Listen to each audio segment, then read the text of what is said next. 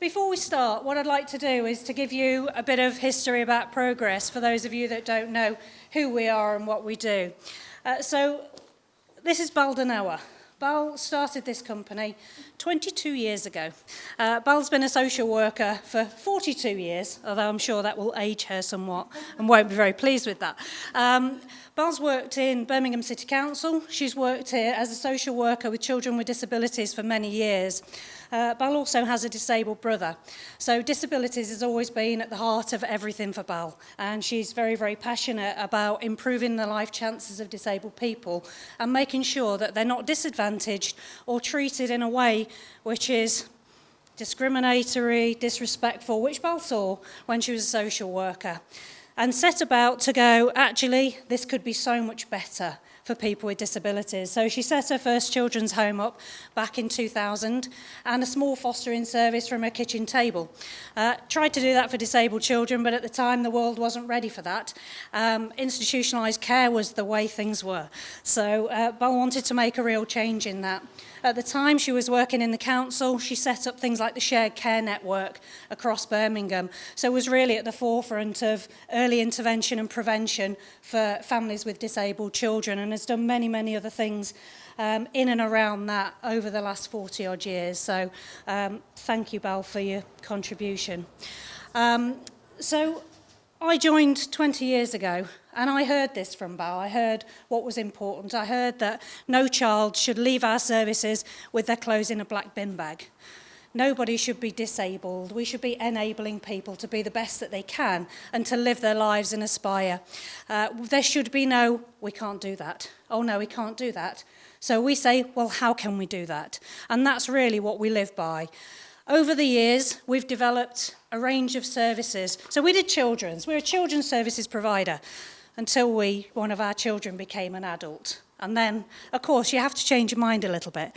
So what we saw was young adults being placed potentially in nursing homes because you're in a wheelchair. What?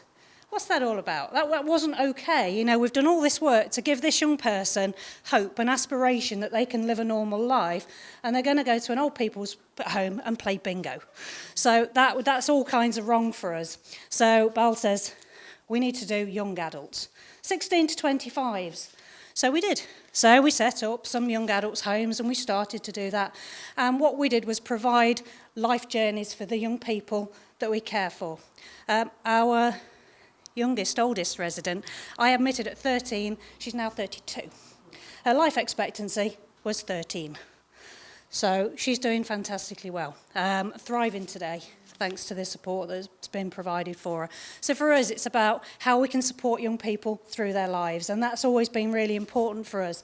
My colleague Phil over here heads up our adult services, and he's really trying to drive that forward to make sure that we've got life opportunities and experiences for people as they come through our services. So we've done all of that. About 10 years in, I'm sitting there as a registered manager and listening to families absolutely breaking their hearts because they've had to put their child into care. And you start to think, well, what can we do? This is wrong on every level. Bal and I, we talked about her previous experiences and that early intervention and prevention. Aiming High came out 2010, and we started to do short breaks. Okay, that's great. That was a learning curve. But what we learned from that was where families are struggling and how we can actually make that better. Then came on our community-based support services. And again, Phil's led that and headed that up all the way through. Up to COVID, where we got 120 families from around here that we were supporting in the community because the families were struggling to cope.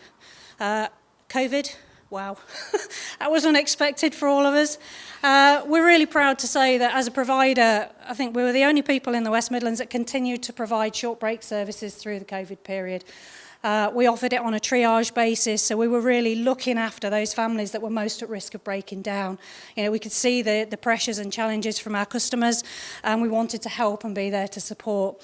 And I think for me, that is how we've built this organisation, is through the lived experiences of our young people, of the families that we support, of our customers, and listening to those strains and those pressures of, I need a placement for this child now.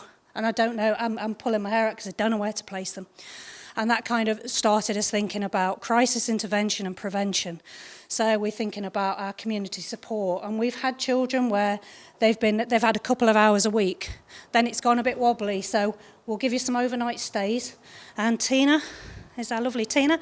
Tina's our heads up our fostering service. So Tina looks after all of our children in that area.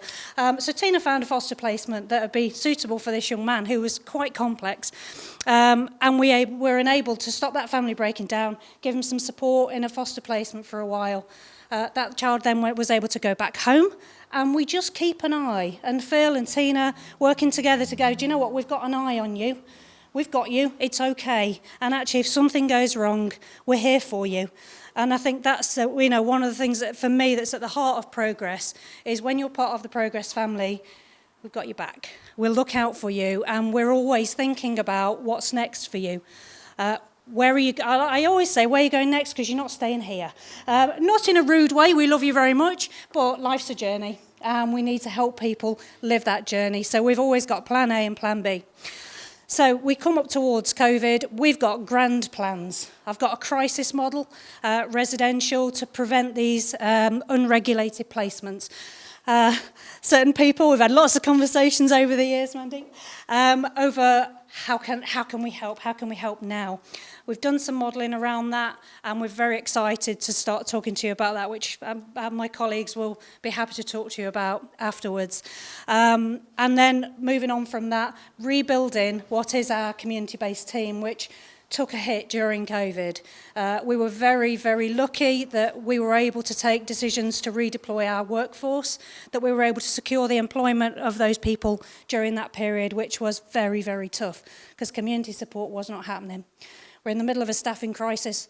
That's really hard. We've bolstered our recruitment team, and we've got some awesome ladies now that are working so hard to rebuild our staff. But what we're looking at is quality people, but people who get it, people who absolutely understand why we do what we do, and are thinking about what is best for that young person, what is at the heart of this, because that's what we need people to be thinking when they're making decisions every day. So we're rebuilding that community team. Phil's building a peripatetic team, so we can start to support crisis work. We can then intervene when there's more challenging situations, and then moving in to support during that crisis model. So crisis intervention and prevention is absolutely where we're at right now. And it'll be a challenge, but I think if we work together and we're having open and honest conversations, we can really deliver some great outcomes and hopefully reduce the number of crises that happen. Because if you've got a plan B, there should be no crisis. So that's where we're at as a business. During the COVID period, we got plans to redevelop this building, and we've extended both sides. Huge facility that we've got here now. One of Bal's passions is about making sure that everybody's lives are improved by Progress, and that includes our staff. We try and create opportunities for growth and development for people, and there are many people in this room that have gone through Progress, as myself. I only came as a senior support worker. She just wouldn't let me go. But yeah, many people around here that have grown up through Progress, and employee well-being is so important to Bal. And what she wanted to do when she redesigned this building was put employee well-being at the heart of it. And what you'll see if you want to take a tour of the building later is spaces where people can work differently. Get out from behind your desk and just work in a different way. It helps with creativity, it helps with engagement, breaks down silos, and really gets our whole team working together. You know, there isn't one person in this room that does not play a fundamental part in the life of a child's journey. And that for me is really important. Everyone understands here what we're trying to achieve, and it's about the absolute best for that young person. So, this resource centre, finally, Bal has always wanted to be able to add the value in the lives of people when they leave care. People drop off the radar. The void between children and adults still exists. There's lots of initiatives to try and help that, but sometimes there's still that disconnect. Bal is setting up a foundation academy here, which will be a not-for-profit organisation, and what we'll be doing is putting together a range of holistic learning programs for young adults who can learn fundamental life skills. We need to bridge that gap to help people who are coming out of care, people with disabilities, to understand what it means to live independently. Phil runs a range of training flats where we can give people, shut the front door, see what it's like when you close the door and you haven't got a member of staff with you all the time, so that we can really get to see how people can actually live independently. And that's a great pleasure to be able to do that and to take our young people on that journey. So it will help prepare people for those independent living experiences. Finances, cooking, how not to poison yourself when you put your food in the fridge, things that we take for granted every day, that we just understand that actually you do need to be taught these things. And then moving on from that, about creating meaningful employment opportunities. And I'm talking meaningful, not lip service, things where people can actually contribute to society and feel like they are adding value. Because actually, from a self-esteem perspective and to help people take pride, that's what we see is really important. So it's been a long time coming, but I'm so pleased that we can finally get there with your vision of providing that holistic service. And we continue to learn and grow and develop our services with you all, because we can't do it without you. And it's about listening and working together to deliver great outcomes and just making sure that we keep young people at the heart of everything we do.